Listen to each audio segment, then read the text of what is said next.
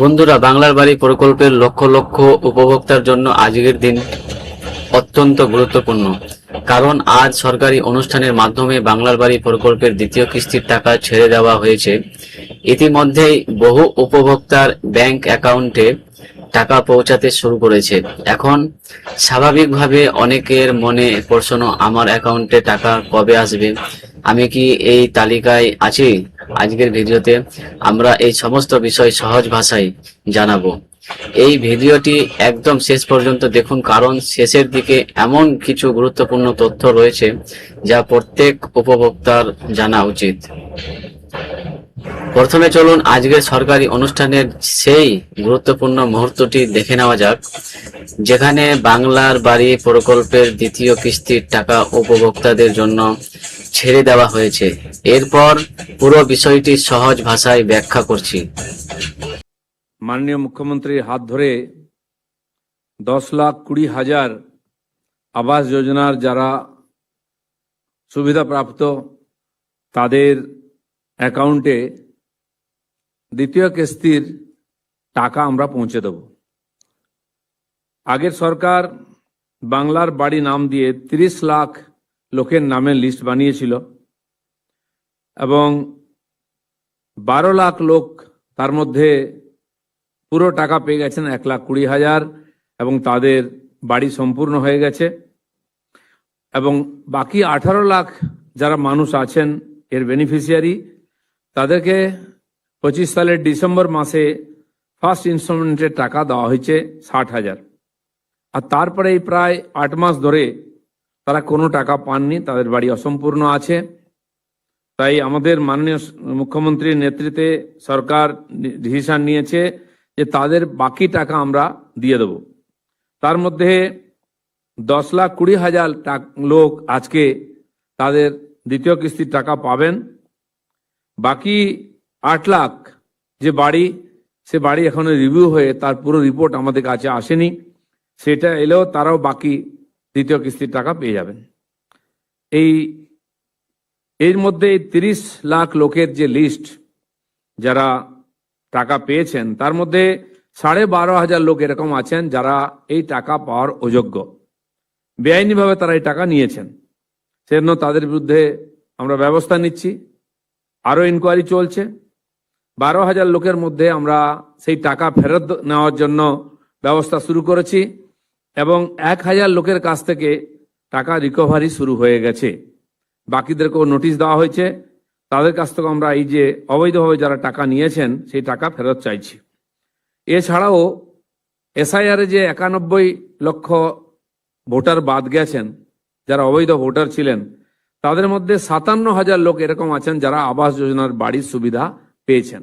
এই লিস্টে যাদের নাম আছে, সেই 57,000 নামও এই লিস্টের থেকে বাদ যাবে, তারাও এই বাড়ি পাওয়ার অযোগ্য। তাই আজকের যে এই ছোট্ট অনুষ্ঠান, মাননীয় মুখ্যমন্ত্রী ডিসিশন নিয়েছেন যে যাদেরকে গত সরকার এই লিস্টের মধ্যে নিয়ে এসছে এবং বাংলার বাড়ির নামে সেই তাদেরকে প্রথম দ্বিতীয় কিস্তির টাকা দিয়েছে এবং প্রথম কিস্তি পাওয়ার পরে বাকি আছে, বাকি টাকা আমাদের বর্তমান সরকার দেবে, গরিব মানুষকে বঞ্চিত করবে না। তাই আজকে আমরা তার হাত দিয়েই এই টাকা পাঠাবো এখানে। এবং বর্তমান যে প্রজেক্ট বাংলার বাড়ি, তার নাম পরিবর্তন করে পশ্চিমবঙ্গ আবাস এই নাম রাখা হচ্ছে। আজ থেকে এই নামে এই প্রজেক্ট চলবে।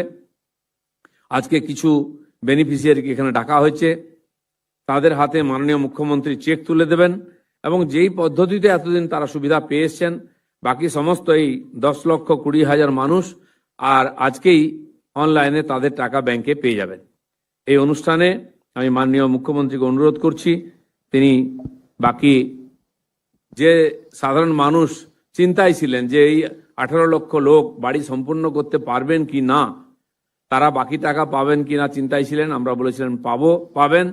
মাননীয় মুখ্যমন্ত্রী সেটাকে স্বীকৃতি দিয়েছেন, তিনি তাদেরকে টাকা দিচ্ছেন। বাকি বিষয় তার কাছ থেকে আমরা শুনবো। মাননীয় মুখ্যমন্ত্রী এখন দূর নিয়ন্ত্রিত প্রক্রিয়ায় মানে ভার্চুয়াল মোডে বোতাম টিপে এই জনদরদি প্রকল্পের শুভ সূচনা করবেন। তো বন্ধুরা, আপনারা দেখলেন আজকের সরকারি অনুষ্ঠানের গুরুত্বপূর্ণ অংশ। আজ বাংলার বাড়ি প্রকল্পের দ্বিতীয় কিস্তির টাকা উপভোক্তাদের জন্য ছেড়ে দেওয়া হয়েছে। সরকারি তথ্য অনুযায়ী প্রায় 10,20,379 জন উপভোক্তার জন্য দ্বিতীয় কিস্তির 60,000 টাকা বরাদ্দ করা হয়েছে এবং অনেকের অ্যাকাউন্টে ইতিমধ্যেই টাকা পৌঁছাতে শুরু করেছে। তবে একটি বিষয় মনে রাখবেন, সবার ব্যাংক অ্যাকাউন্টে একই সময়ে টাকা ক্রেডিট হয় না। ব্যাংকের ডিবিটি প্রক্রিয়া, সার্ভারের কাজ এবং বিভিন্ন প্রশাসনিক ধাপের কারণে কারো অ্যাকাউন্টে আজই টাকা দেখা যেতে পারে, আবার কারো ক্ষেত্রে আগামী কয়েকদিনের মধ্যে ধাপে ধাপে টাকা জমা হতে পারে। তাই যদি এখনো আপনার অ্যাকাউন্টে টাকা না আসে থাকে, তাহলে অযথা চিন্তা করবেন না। নিয়মিত আপনার ব্যাংক অ্যাকাউন্টে পাসবই বা এসএমএস চেক করতে থাকুন। অনেক সময় দেখা যায় একই গ্রামের একজনের অ্যাকাউন্টে টাকা আগে আসে, আবার পাশের বাড়ির আরেকজনের অ্যাকাউন্টে 1 বা 2 দিন পরে টাকা জমা হয়। তাই এই ধরনের ক্ষেত্রে একটু ধৈর্য ধরে অপেক্ষা করা ভালো। আগামী কয়েকদিন বাংলার বাড়ি প্রকল্পের উপভোক্তাদের জন্য আরো গুরুত্বপূর্ণ হতে চলেছে, কারণ ধাপে ধাপে বিভিন্ন জেলায় উপভোক্তাদের অ্যাকাউন্টে দ্বিতীয় কিস্তির টাকা জমা হতে পারে। যদি এই প্রকল্প নিয়ে নতুন কোনো সরকারি আপডেট, নতুন তালিকা বা টাকা ক্রেডিট সংক্রান্ত কোনো তথ্য সামনে আসে, তাহলে সবার আগে সেই খবর আপনাদের কাছে পৌঁছে দেওয়ার চেষ্টা করব। এখন আপনার কাছে একটি ছোট অনুরোধ, কমেন্ট করে অবশ্যই জানান আপনার জেলা কোনটি এবং আপনার অ্যাকাউন্টে দ্বিতীয় কিস্তির 60,000 টাকা এসেছে কিনা। আপনার একটি কমেন্ট অন্য উপভোক্তাদেরও বাস্তব পরিস্থিতি জানতে সাহায্য করবে। আর যদি আপনার পরিবারের আত্মীয় স্বজনের মধ্যে বা প্রতিবেশীদের মধ্যে কেউ বাংলার বাড়ি প্রকল্পের সুবিধাভোগী হন, তাহলে এই ভিডিওটি অবশ্যই তাদের সঙ্গে শেয়ার করুন, যাতে তারাও সঠিক তথ্য জানতে পারেন। এই ধরনের সরকারি প্রকল্প, রেশন ভাতা, কৃষক বন্ধু এবং বাংলার বাড়ির নির্ভরযোগ্য আপডেট সবার আগে পেতে আমাদের টেক তানভীর চ্যানেলটি সাবস্ক্রাইব করে বেল আইকনটি অন করে রাখুন। ভিডিওটি ভালো লাগলে একটি লাইক দিন এবং আপনার মতামত কমেন্টে জানান। সবাই ভালো থাকুন। আবার দেখা হবে পরবর্তী গুরুত্ব